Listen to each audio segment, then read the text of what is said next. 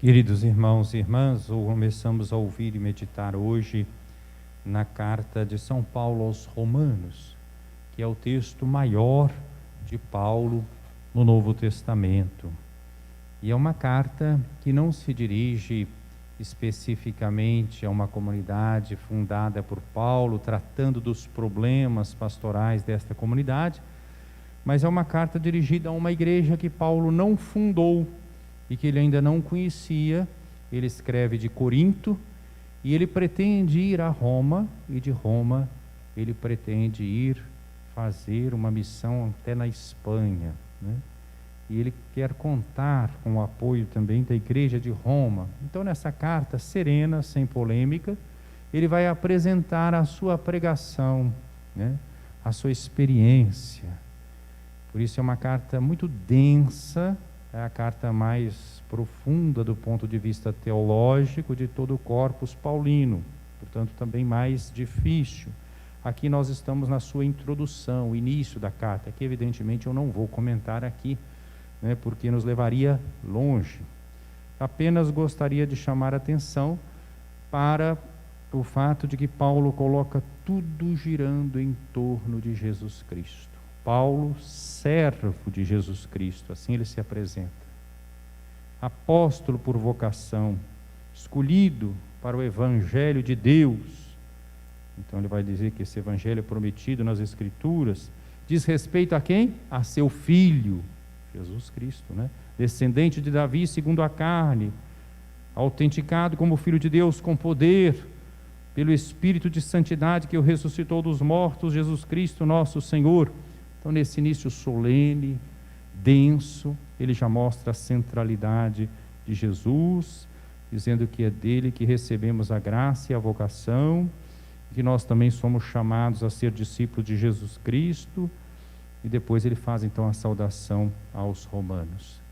Vejam como Paulo se alegra por ser chamado por Jesus Cristo. Nós também devíamos nos alegrar por sermos apóstolos de Jesus Cristo, mesmo que em ponto menor do que Paulo, o apóstolo dos gentios, mas todos nós, pelo batismo que nós recebemos, nós somos chamados a ser discípulos de Jesus Cristo e anunciar o Evangelho de Deus. No Evangelho de hoje, Jesus se dirige a esses seus interlocutores, mostrando como aqueles que estavam ouvindo a sua pregação com má vontade queriam um sinal. E aqui vemos que são justamente aqueles que estão recusando o sinal que Deus está enviando. Nós temos que nos perguntar, na nossa religião, nós podemos ter duas atitudes. Uma, por exemplo, é só de pedir. É claro que a gente pode pedir, todos nós somos carentes, todos nós somos necessitados. Mas nós não podemos ter uma religião só de quem pede. Nós precisamos ter uma religião de quem escuta. Escuta a palavra de Deus. Pode pedir, mas escuta a palavra de Deus. Senão nós vamos querer reduzir Deus aos nossos projetos, aos nossos caprichos, como se Deus fosse um mero colaborador nosso, um quebra-galho, alguém a quem a gente recorre quando precisa, né? E que às vezes até os melhorzinhos agradecem quando recebem. Mas nós temos que ser, sobretudo, uma religião de quem escuta a palavra de Deus, de quem está aberto. E esses interlocutores de Jesus não estavam, por isso é que ele diz, essa geração é uma geração má. Ela busca um sinal, né? Às vezes quem está pedindo só quer um sinal. Não lhe será dado nenhum sinal a não ser o sinal de Jonas. Jonas teve a pregação da penitência. E Jonas, quando quis evitar ir a Nínive, passou aquele período lá no mar, tem toda aquela história, que é figura do mistério pascal do Cristo, né? Da sua ressurreição. Jesus disse que no dia do julgamento, tanto aquela rainha da Etiópia lá do sul, que veio para escutar a sabedoria de Salomão, vai se levantar para julgar essa geração que pede um sinal. Estão vendo? Então as duas atitudes, quem escuta está realmente na perspectiva de Deus. Como essa rainha que veio de longe ouvir a voz de Salomão, a sabedoria de Salomão, porque vinha de Deus.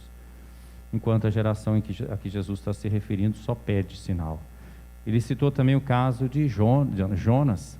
Os ninivitas acolheram, escutaram a pregação de Jonas e se converteram, fizeram penitência. Então, no dia do julgamento, também se levantam para julgar essa geração que só pede sinais. Podemos pedir, repito, não é proibido, nós temos necessidades, mas devemos, antes de tudo, escutar. Escutar, como tem nos convidado o Papa Francisco, o Espírito Santo. Escutar a palavra de Deus expressa nas Sagradas Escrituras.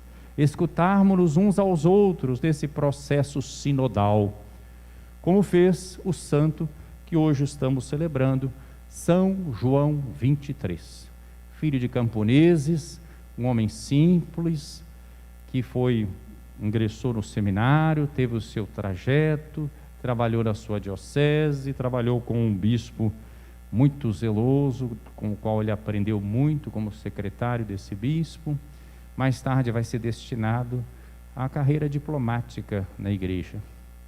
Vai ser nomeado, depois de 20 e poucos anos de padre, vai ser nomeado para como delegado apostólico, corresponde a anúncio apostólico, né, da Santa Sé, na Bulgária, um país de maioria não católica, mas de ortodoxos. É interessante a gente observar como a providência divina vai preparando aquele que faria essa grande, entre aspas, revolução na igreja. Lá ele vai ter muito contato com os ortodoxos, uma realidade desafiadora. Mais tarde ele é enviado para a Turquia, país de maioria muçulmana, como também núncio apostólico. Vai conviver com aquelas pessoas ali, onde os cristãos são uma minoria, mas terra onde São Paulo tinha passado, onde tinha fundado igrejas, região importante para nós na história. Ele vai ter papel importante de caridade, seja na Bulgária, seja na Turquia, né? Mas tudo isso estava preparando para a sua missão, que ele nem podia sonhar ainda. Até que no tempo também de Pio XII, ele é transferido para a nunciatura em Paris, que era de grande prestígio, né? E dali, depois de um certo tempo da nunciatura de Paris, ele vai ser nomeado então patriarca de Veneza e criado cardeal. Ele tem um grande trabalho caritativo, ajuda os refugiados de guerra, dialoga com os ortodoxos, dialoga com os muçulmanos. Na França, em Paris, ele tem uma postura bem diferente, próxima, pastoral, né? Contato com as pessoas, aquele seu jeito bonachão. Em Paris, por exemplo, tem um encontro dele com o embaixador da União Soviética, naquele tempo da Guerra Fria, em que comunistas e católicos praticamente nem tinham contato nenhum, nem conversa, mas encontram o embaixador soviético em Paris e ele núncio apostólico, em alguma atividade diplomática em Paris. E João 23, com seu jeito de diálogo, se aproxima do embaixador e diz assim para ele: embaixador, nós precisamos conversar. O embaixador soviético fechou a cara, achando estranho. O que eu tenho para falar com um representante da Santa Sé, né? Nós temos uma coisa em comum. Me assustou mais ainda. Ele diz assim: é que nós estamos muito gordos, né? E assim ele ia quebrando o gelo, ia aproximando das pessoas e criando amizade. Quando vai para Veneza, pensa então que está chegando ao fim, é o coroamento do seu ministério, né? E morre o Papa Pio XII. Ele despede do pessoal de Veneza e vai para Roma participar do conclave, pensando que voltaria já. E no conclave ele é eleito, então, o sucessor de Pio XII, aos 77 anos de idade, né? E ficou conhecido como Il Papa Buono, né? O Papa Bom, né? Pela sua bondade. Um pontificado curto, não completou nem 5 anos de pontificado. Mas neste pontificado, ele vai convocar o Sínodo de Roma, ele vai começar a dar orientação para a reforma do Código de Direito Canônico, e ele vai convocar o Concílio Vaticano II, né? Ele conta com os seus secretários: olha, a situação da igreja é tão séria, tão desafiadora, que só um concílio. Mas disse para o outro: fique calado, espere a hora certa. E numa solenidade lá em São Paulo, fora dos muros, ele anuncia então publicamente a convocação do Concílio Vaticano II. O Concílio Ecumênico Vaticano II não é uma coisa assim que convoca-se toda hora. Tinha tido o último concílio no século XIX, né? Então ele convoca o concílio para o adornamento, né? Ajustar aos desafios do tempo presente. Ele lembra que a igreja sempre, muitas vezes, usou a severidade para corrigir os erros, mas que ele queria usar o diálogo, apresentar também a misericórdia, a mesma tradição da igreja, o mesmo depósito da fé, mas de forma dialogal com o tempo contemporâneo, né, que tanto tinha mudado. E aí tem várias cenas, tem até certas piadinhas que contam, mas são piadas, algumas muitas verdadeiras, né? Algumas são mais floreadas. João 23, certa vez, já como Papa, muito preocupado com os problemas da igreja, perdeu o sono, mas ele pensou numa situação, ele disse: vou dizer isso ao Papa amanhã. Pois, mas o Papa sou eu. Então vou dizer a Jesus Cristo, né? E vai conduzindo a igreja. Ali, um dos seus primeiros atos é nomear os novos cardeais, e entre eles ele nomeia cardeal o Montini, arcebispo de Milão, né, que havia servido durante muitos anos ao Papa Pio XII, e que no finalzinho do pontificado de Pio XII foi nomeado arcebispo de Milão. O Montini, Monsenhor Montini, não tinha sido feito cardeal, e quando o João 23 foi eleito, e Monsenhor Montini estava na fila também para cumprimentá-lo, disse João 23 para ele: o senhor sabe que se o senhor fosse cardeal, o senhor é que estaria aqui no meu lugar. Então, um dos seus primeiros atos, na lista dos que ele nomeou, estava o futuro Paulo VI, que levaria então o concílio à sua conclusão, e todos os documentos do concílio são assinados por São Paulo VI, né, o homem também da providência, e que foi chamado para a continuidade do pontificado de João 23. São muitas as histórias, eu não vou contar aqui todas, vou dizer só uma saborosa aqui. E um dia ele foi visitar, porque ele começou a sair do Vaticano, né? Assim, e foi visitar um hospital ali pertinho do Vaticano, um hospital com o nome do Espírito Santo, né? Onde tinha religiosas. E aí, aviso depressa lá para a superiora: ó, o Papa está aí, o Papa está aí, o Papa está chegando aí. Aí ela vem toda assustada, né? Uma coisa inusitada. E ela, então, quando encontra com o Papa, ela diz assim: Santo Padre, eu sou a superiora do Espírito Santo.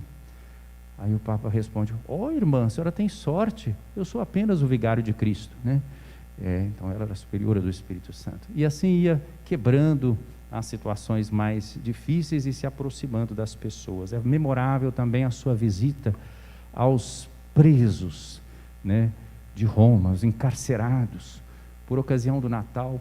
Um discurso muito simples, chega lá, todo mundo assustado, o Papa ali: olha, eu vim visitar vocês, falando assim como uma conversa, e eu queria que você soubesse que o Papa gosta de vocês, e quando vocês forem escrever uma cartinha para os seus familiares, digam que o Papa esteve aqui perto do Natal para visitá-los, né? Coisas assim muito simples. E os presos choravam, né?